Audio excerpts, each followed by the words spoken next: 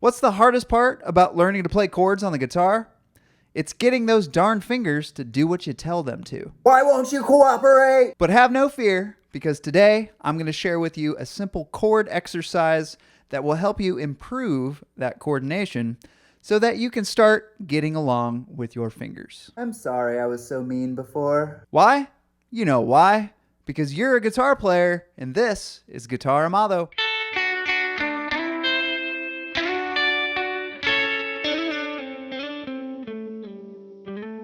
Well, hello again to all my fantastic guitar playing friends out there. Welcome back to the wonderful world of GuitarAmado, where there is no right or wrong way to play. There's just your way. And if you're new to the channel, allow me to introduce myself. My name is Adam Amado, and I'm here to help retrain the way you think about playing the guitar. That way you can have more fun and get better faster. Now today we're talking beginner guitar chords.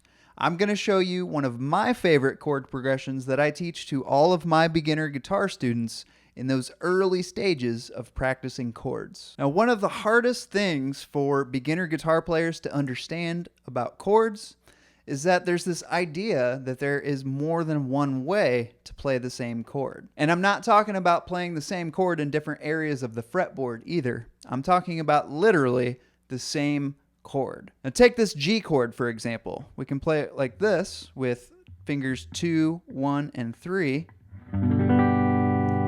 Or we can play it like this with fingers 3, 2, and 4.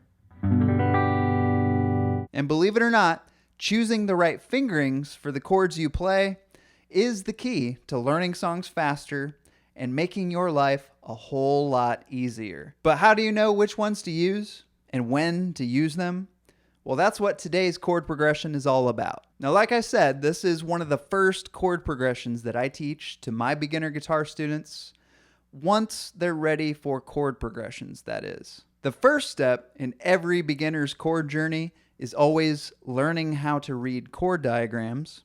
The second step is learning how to clean up the sound of your chords. And the third step is getting a feel for what it's like to switch from one chord to another. Anyway, the whole point is that you need to know more than a couple chords and have a pretty good idea on how to practice them before you start chord progressions. Now, at this point, it's possible that you might be scratching your head on the term chord progression, but simply put, it's just a predetermined sequence of chords. Maybe a more memorable way to explain it would be it's the act of progressing from one chord to another. So you would need at least 2 chords to have a chord progression.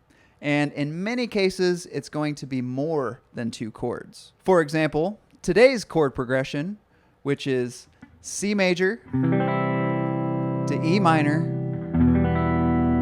to G major. Actually, we can create multiple chord progressions from these 3 chords just by simply switching up the order, but we'll take a look at that here in a second. So there are 2 reasons that I like this progression so much for beginner guitar students. Number 1, I consider these chords to be very beginner-friendly guitar chords. And number 2, they all have common notes. And especially when we put them in this order, that means that we can leave a finger down when switching from chord to chord. Or better yet, progressing from chord to chord. So let me play these chords again for you a little bit slower, and I'll break down the fingerings as I go along. So we're starting off with the C major chord. The common note here in moving to the next chord, which is E minor, is going to be the 2nd fret of the 4th string. So in this case, we have our 2nd finger in place. So I'm just going to leave that finger there as I lift my other fingers and prepare the E minor chord. So that anchor point right there, the 2nd finger, really helps that chord transition. And then finally, we're moving from the E minor to the G major chord. The common note here is the 2nd fret of the 5th string. My 1st finger is already on that note, so I'm going to leave it in place my 2nd and 3rd fingers down for the G chord. Pretty cool, huh? Learning to spot those anchor points, as I like to call them, is the key to improving finger coordination when it comes to playing chords. So definitely make that a habit for any songs that you learn in the future. Take the time to analyze your chords and spot those anchor points. I know that it may seem like a little bit more work than you want to do at first, but trust me, it's an absolute game changer. Now, remember when I showed you those two different fingerings for the G major chord? So in our example chord progression, we used this fingering for the G major chord, right? The second, first, and third finger. But now let's go ahead and create a new chord progression using these same three chords. So we're gonna go start with the E minor, go to C major, and then to G major. But now we don't have those friendly anchor points coming from the C and going to the G chord. So what are we gonna do here? Well, let me show you the next best thing. So coming from this C chord and going to the G chord, all we need to do is use that alternate fingering that I showed you. So when we do that, our third and second fingers form a common shape. So we can leave them in this shape and just move each finger up a string. So we got the sixth and the fifth string now, rather than the fifth and the fourth string with the C chord. So that common shape is in fact the next best thing to the anchor points.